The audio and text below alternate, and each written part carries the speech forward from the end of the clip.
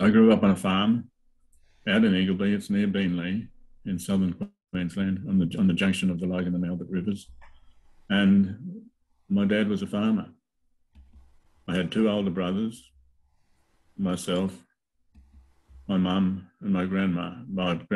They all lived there. So I was the youngest, and my dad worked incredibly hard. My two older brothers, even when they were young, had to get up in the morning and herd cows, milk cows, and and I was left with my granddad. So I spent a lot of time with my granddad growing up. One thing I missed about my brothers have both passed on. One thing I missed about my brothers was I never ever asked them what it was like growing up in the war, and I never ever asked them what my grandma was like. And they grew up during the war. They knew my grandmother, and I regretted that. How did they how did they get to know your grandmother and you didn't? Well, my grandmother died the year that I was born, almost, Oh, okay. So yeah, older almost, brothers. Yep. yeah. Mm, And because my two brothers were older, mm. yeah. Makes sense. Makes sense. So tell us about your relationship with your dad. Well, my dad was a very hardworking man. I didn't have a really good relationship because I didn't see much of him. He got a little bit interested when I was at secondary school because when I used to come home with bruises and cuts and all over me, he'd say, "Have you been fighting?" I said, "No, Dad, I've been playing football at school. I played front row forward. I played rugby union, front row forward, and I knew when I got the ball, I knew what I had to do. I had to make a try, and I tried my best. I got beaten, kicked, thumped, punched, and it knocked me around really badly. To the end, I gave up rugby before I finished school. Is that was that typical rugby back in those days, Daryl? Oh yeah, yeah. Well, in lots of secondary schools now, they banned rugby union because of that very same thing. Because players have died on the field during school games. Wow. So was your dad encouraging you playing rugby, playing sport? Well, not really. I mean, he was involved in working. He had a lot of responsibility, and during the war, of course, they were supplying the troops, and and he worked very hard until his retirement. He Hmm. was 65. He said, "It's time for me to retire."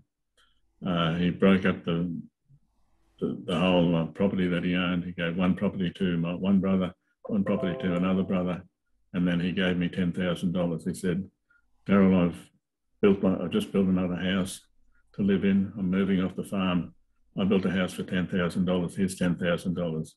Hmm. Said, "I can't give you what I've given the other boys," but I was quite happy just to get that. I didn't want to be a farmer. Hmm. So, um, how did your dad show his love for you, Daryl? Did you see that? Was there some sort of sign, or No, no, well, no, there wasn't ever any sign that he loved me. To me, he was just my dad. If I stepped out of line, I'd get in trouble. Otherwise, there was no real connection between us, except for when I got married. Suddenly, Dad, he was retired then too. He said, I'll come and paint your house for you." So I'd go out to work, and Dad would come in there and he'd stay there all day. He did that week after week, and then one day I was doing some concreting. I said, "Dad, will you come over and help?" And Jan's dad came over too that same day. He'd finished the concreting job, and Dad had a heart attack. hmm. And how did you feel on that day with you? He died. Did he die at that point, or He died the next day. he died the next day? So having your dad die on your property helping you out, what was that like? No, he died at home.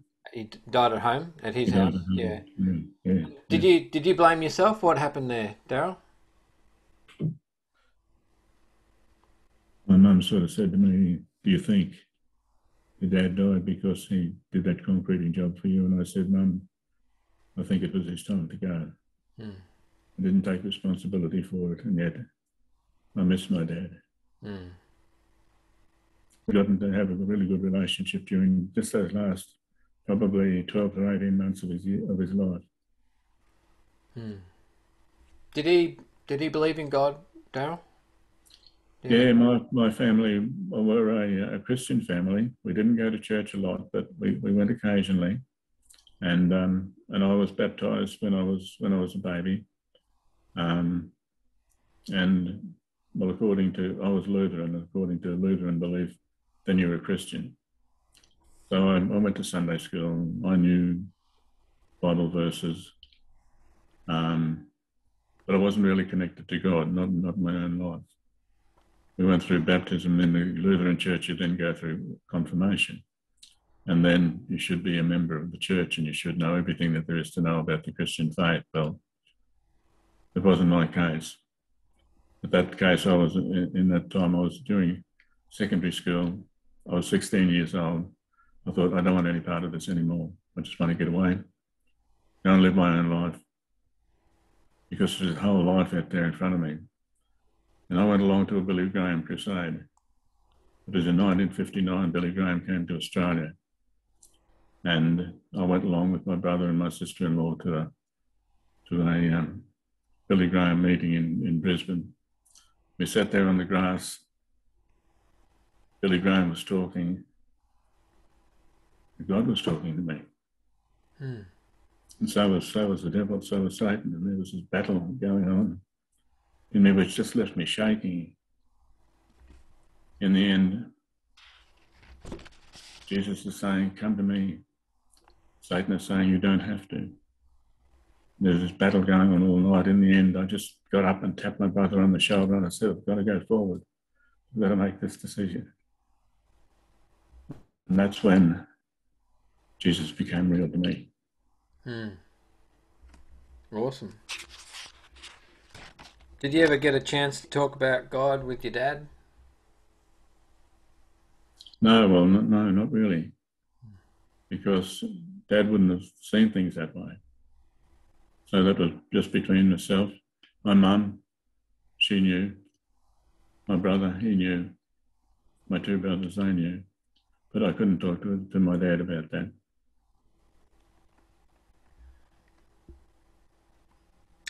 Yeah.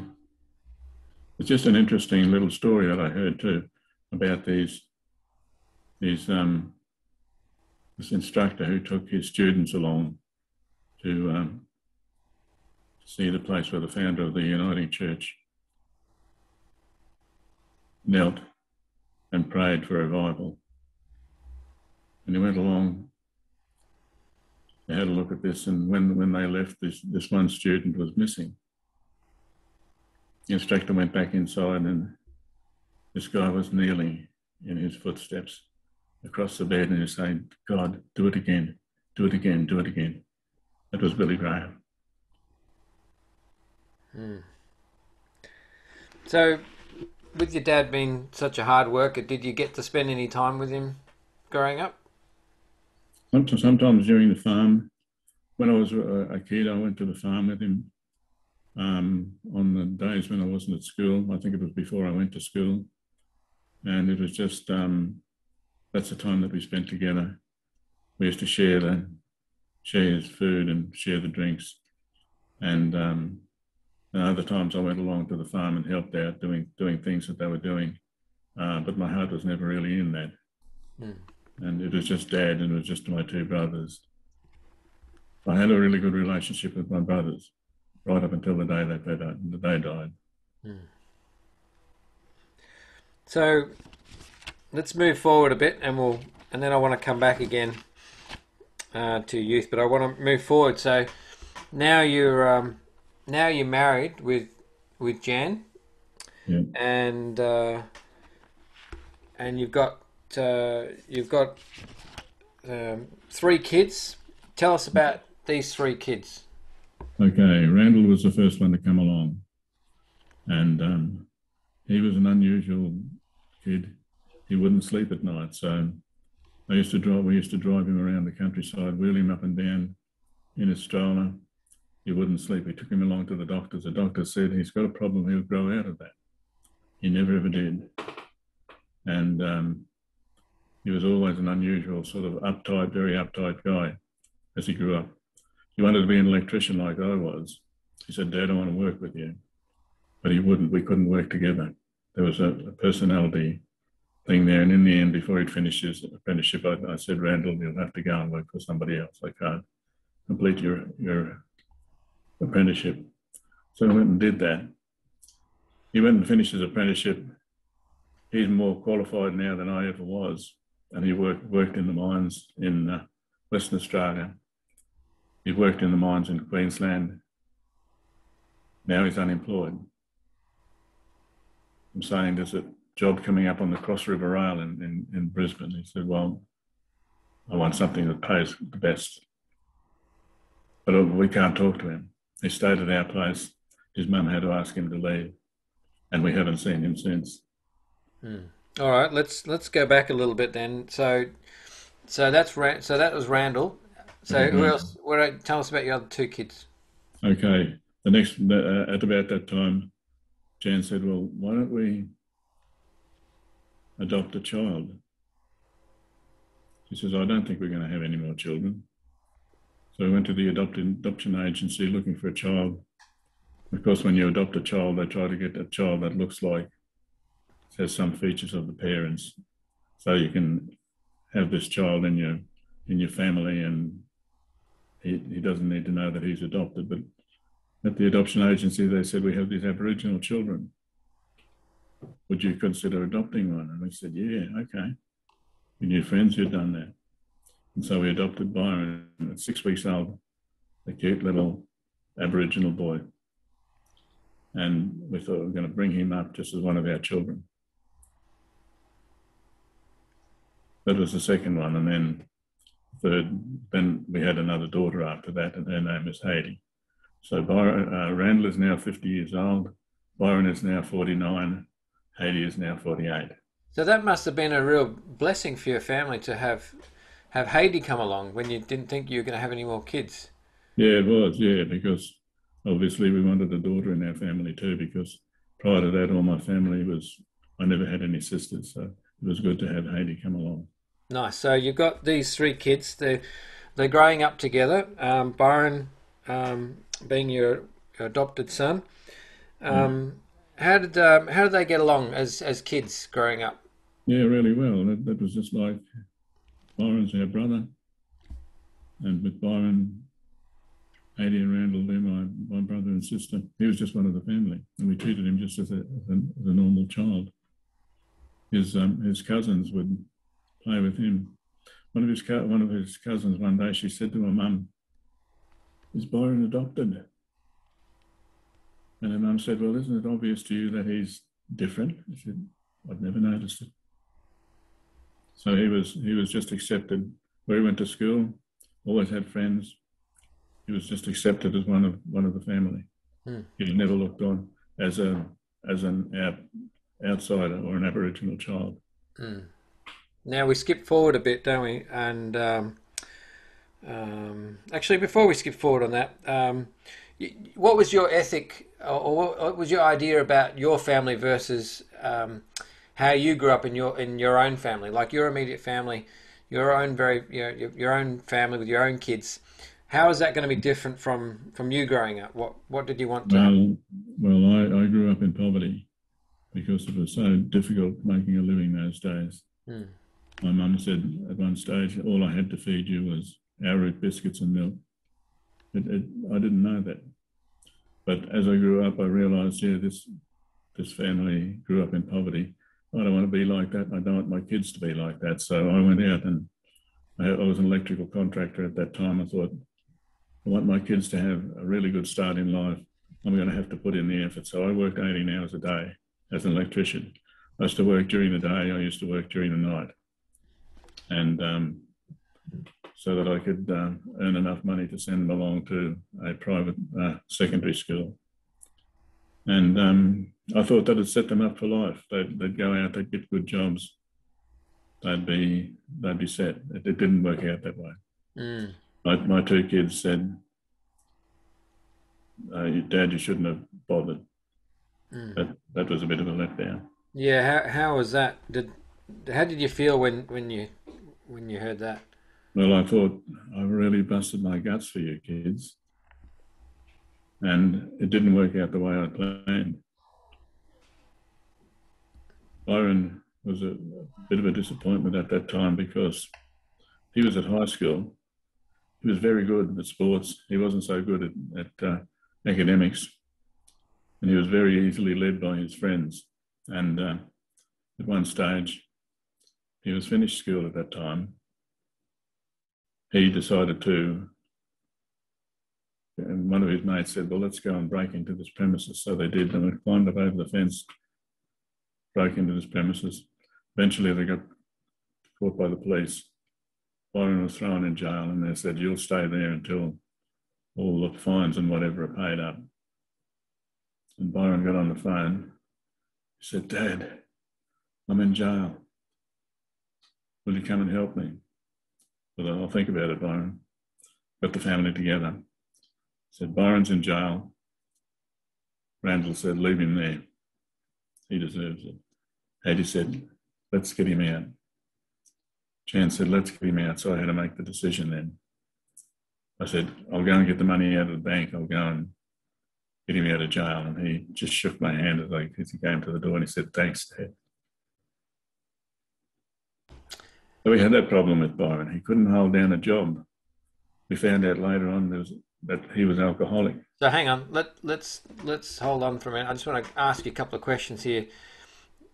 So Daryl, one of your sons is in jail. How does that make you feel? Well, it's not good. I mean, we're a Christian family, and what are we going to say? Hey, our son's in jail. They're going to say, "Well, what went wrong?" You know, so it's a little bit of a disappointment. I said at one stage to Byron, "Look, you're not doing our family any good." And he said, "I know." He said, "I'm sorry," but he couldn't do anything about it. So you've now rallied around and you've bailed him out, and he gives you a handshake. How are you feeling now? But yeah, that's good. He's learned his lesson. He's going to turn his life around now. Good. And what happened then? Did that make a change? Did it make a difference? It didn't happen that way. I used to go out and find him jobs for people I knew. He was very good at gardening. He worked in a retirement village, and he was well liked there. I thought, that's terrific. I knew the owners of the retirement village. That's fantastic. Then he lost his job. He lost his job because he was drinking. And I thought, now why is this? And then we found out that he was alcoholic. He was born with this syndrome, alcohol syndrome, because his mum was alcoholic. He didn't have any control at all over that, and that's sort of fairly recent science, I'd imagine. Would you have known that back then? Would that have information have been available? We didn't know that back then. No. So this is new information that would have been obviously very helpful to you. Have known back then, and would have allowed you to do something about it back then, right? Yeah, my daughter sides with me. Jan doesn't always see it that way, but my daughter says, "Mum, that's the way it is. Byron will never be any different than that. He will never be able to hold down a job." Right now, he's 48, he's 49 years old. He's outlived.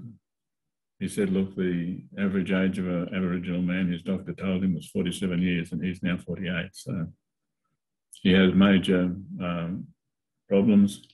He's still alcoholic. He smokes.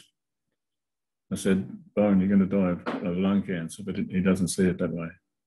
So just let me ask you some more questions here along the way, Daryl. So through all this, through all these battles, your son's going through a pretty rough time. How do you feel about your son? Do you love him any less through this? I thought at one time we did the wrong thing by adopting him.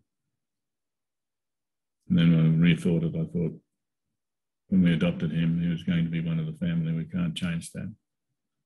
We've got to accept him the way he is. And that's the way it is now. So when you say accept, what does that look like? I mean, we have to accept the fact that he's alcoholic, yep. that he'll never ever work again. Yep. Like I said, Jan's a bit difficult about it. She's often sending him text messages saying, Byron, you need to get out and get a job. Go and do anything. Go and mow a lawn. Yep. Go and deliver pamphlets. You can't do it. Yep. He's physically incapable of doing that. He's part of the family, and it's always going to be that way. Is what you're saying, right? And yeah. But how do you feel about him? Even though he's gone and done all these things that potentially put your family to shame, is what I'm hearing you say. I think through thick and thin. But even so, how do you feel about your son? Like if he was here today, what would you say to him?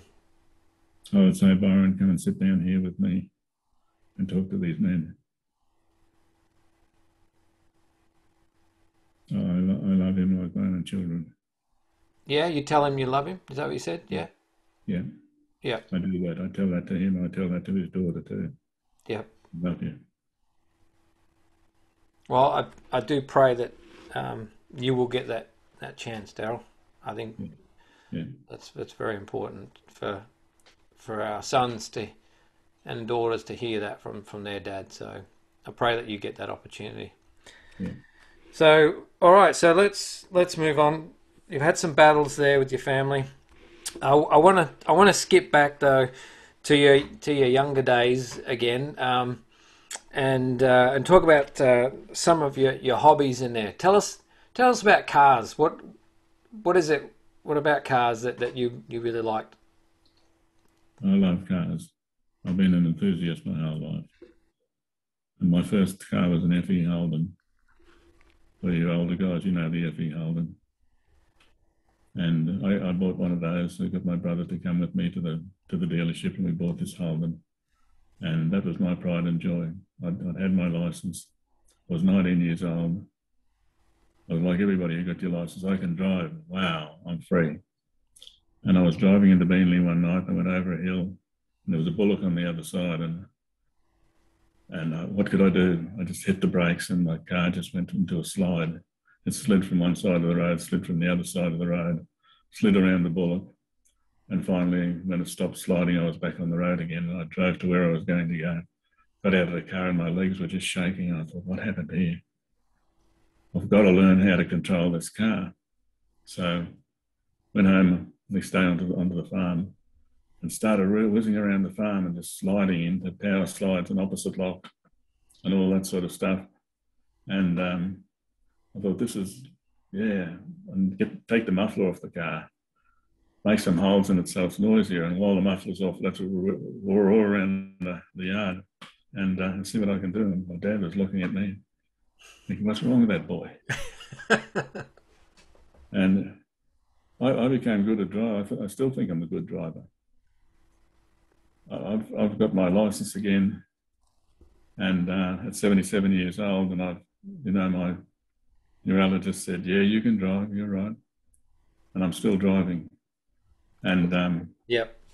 But yeah, growing up, there's a lot of herning down at Gilson where we are now. I've been to the local member and I said, we've got to stop this herning. You can't have that going on. Mm. But I was a bit like that when I grew up, except it wasn't. I had the police follow me once or twice. That slowed me down. So what's it like? You mentioned that you really enjoyed driving. What's it like to be able to get out and drive and to be able to continue to drive? Yeah, that's fantastic, because without driving, if I had to drive with my wife, when I drive with my wife, I just close my eyes and I say, dear, watch out for that car there. You're not parking right. Be careful of the pothole here. Watch out for the cyclists. All that sort of stuff. And she says, you never say anything positive about my driving. I said, well, I'll drive. It'll be okay. I'm still driving. Yeah. I like to do one thing about driving my Subaru. You can't make them slide like the other cars do. Yeah, you can't go that opposite lock. They got a bit too much grip. Yeah, had Yep. too much grip with that all-wheel drive. Yep. Yeah. Like Awesome. I drove a few different work cars, and I drove an EH Holden, and out on the gravel roads, I learned how to. I've been watching rally driving. I learned how to do a Scandinavian flick. So any of you guys who are enthusiasts, well, I know you are. Just set the car up coming into a corner one way, and then you quickly rip the wheel around and have it slide around that corner. And I never told the boss I did that to his car, but golly, it was fun. And I could get that EH Holden up to 90 miles an hour between Tambourine Mountain and Beenleigh. And if you've ever been on that road, you don't drive that fast. And when my boss bought me a Mazda Ute, I could get that up to 140 kilometres an hour. But I used to watch out for that soldier who came through from Canungra. He used to drive really fast. Awesome. Well, I can hear the passion in your voice and the freedom it gives you to be able to to drive very spirited there, Daryl. So I just want to now take you sort of I guess fast forward now again, and let's talk about your health. How's your health been? What's your major health challenges you had? That incident you told us about earlier today, and where you are today at the moment. So. Yeah, all right, yeah. As I grew up, I was quite okay. I used to crawl around on house roofs and through ceilings, underneath houses, all that sort of thing. I fell off a roof once, and well, first thing I fell off a ladder, and 2 days after that, I had this major back pain. I went to the doctor, and he said, "You've slipped a disc. You're going to have time off work." I couldn't sleep. I had to sleep on a straight wooden floor, and it was like that for 12 months. For 12 months, I couldn't work. Had a very understanding boss who said, "Look, just stick with it. I'll pay you, and I'll pay you until you're good and you can come back to work again."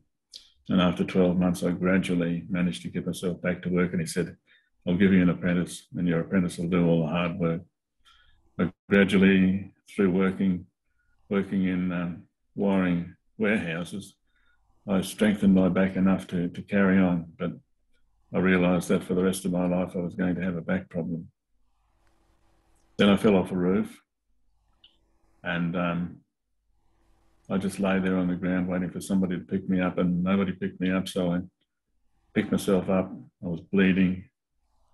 I thought I'd broken something. The only thing I broke was my phone. It was one of those unbreakable ones. So I went along to the foreman on the site there, and I said, "Mate, I'm going home, and you guys will understand it." And he said, "Bloody hell, go home." I went home and got my wife's phone and came back to work again. I said, "I haven't finished the job." So that was what my life was like. I fall down, I get up again. I did it a few times, fall down, you get up again. And so now I've got Parkinson's disease. I went through my life and I worked until I was 70 years old. And then I sort of started re-establishing another business, and then I found that the tradies who worked with me, they had to help me do things that I couldn't do. And it was Parkinson's coming on and I didn't realise it. Now, tell me, Daryl. I want the blokes to get a bit of a sense about what this means, being diagnosed with Parkinson's. So I'm going to ask you something which I haven't asked you before. But if you were to go down the street and you met up with a bloke, and he reveals to you, "Hey, I've just been told by my doctor that I've got Parkinson's," and you basically said, "Oh, yeah, I know what that's about. I've been diagnosed with Parkinson's," and then he says to you, "Oh, mate, can you tell it to me straight? What's it like?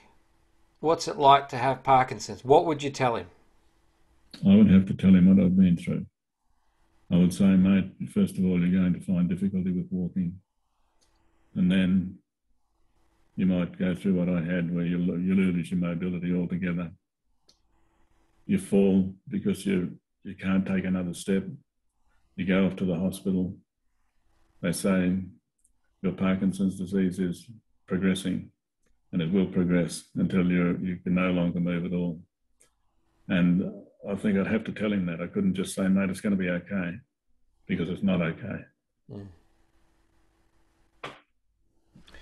Like I knew a 95-year-old guy down here, and he had Parkinson's disease, and I got to know him at church, and he was going through that issue where he couldn't walk, and his daughters used to manhandle him in and out of the car, and his daughters were very, very supportive of him, and they're now very supportive of me because they know what's coming. They know what I'm going to have to go through too. I'm really thankful for their friendship. And how did you feel, and how do you feel at the moment, knowing that you've got your Parkinson's? What does that mean to you? How does it make you feel? I'm now able to walk because I wear a pump which pumps medication into my stomach, and I know that when that starts losing its effectiveness, they're going to have to either increase the dose, but it will increase. I will find it more difficult to be able. But are you happy about it? I've accepted it. Mm. That's the way it is. It's going to be. There Yeah. is no cure for Parkinson's. You've accepted it, but initially, what were your reaction? I probably didn't realise what was coming out, because at the time when it was diagnosed, I was still able to walk. If I was to ask your wife as to how she thought you felt about being diagnosed with Parkinson's, what would she say? She would just accept it and say it's a pity because we're not going to be able to do what other people do. And I think the same thing. We can't do what other people do. We just have to accept it. You can either say, damn, why have I got Parkinson's? God, what have you done to me? I just make a bit of a laugh about it, and I say, okay, God, I talk to him occasionally. You put me together in my mother's womb. What happened when you came to legs? Didn't you have a good pair? Laugh it off. Yeah, but fellas, Daryl and I had a bit of a chat this afternoon about this, and Daryl's a pretty stoic sort of person. He's very upbeat, very positive, and he's got an absolute amazing outlook in where he's at right now. But I did get a chance to ask his wife this afternoon about how he felt, and she told me that you weren't very happy about it. You were pretty unhappy about the situation, which is absolutely understandable. I can get angry sometimes with things. Yeah. Especially when you go to do something and you can't do it. Yep. And what about regrets? I regret that we didn't go on holidays. We didn't do the things that we can't do now. People have said, don't wait until you're retired, until you're old. Go and do these things now. Go overseas. Go and take those holidays. I didn't do it. I was too busy. And I can't do it now, so I regret that a little bit. But I've accepted now. Anything that I miss out here on earth, I'm going to make up for in heaven. Yeah, and one of the other things that your wife said is that you're not a very sort of you don't show your feelings very outwardly. You're someone who, when you're upset, you actually go super quiet. Yeah. Yeah. I'm a bit like those Scandinavian guys. Have you ever watched them? You ever watch those Scandinavian guys who drive Formula One? I say, hey, you won today. He said, yeah, I won today. Well, then they'll say it other time, hey, you lost the race today. Yeah, I lost the race today. No change in emotion. The feelings are inside, but you don't show them. Doesn't mean that you don't have the feelings, of course. So we all have those feelings, don't we, Daryl? But we all show them differently, and that's okay. That's absolutely okay. Yeah. So, what would you like to leave the guys with tonight? What's some wisdom, some gold there, some extra gold there that you could leave with these guys tonight? What would it be? You've got to have a reason to get out of bed every day. I have a reason. I lie in bed. What have I got to do today? I've got a reason to get up.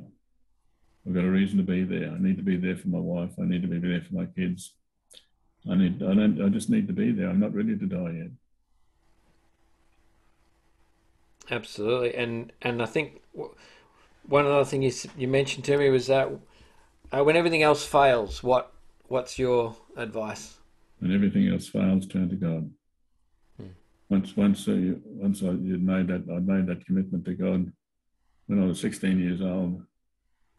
I went through my life. I had one situation where I wanted God to turn his back on me, but he never ever did. I realise now that once you've said yes to God, God will never ever let you go. That's awesome.